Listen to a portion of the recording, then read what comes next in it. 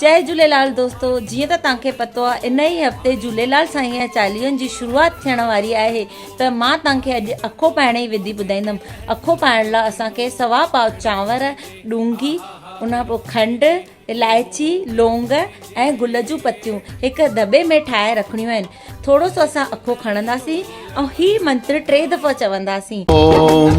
अखो पाया अमर रिझाया, जो फल मांगा सो फल पावा।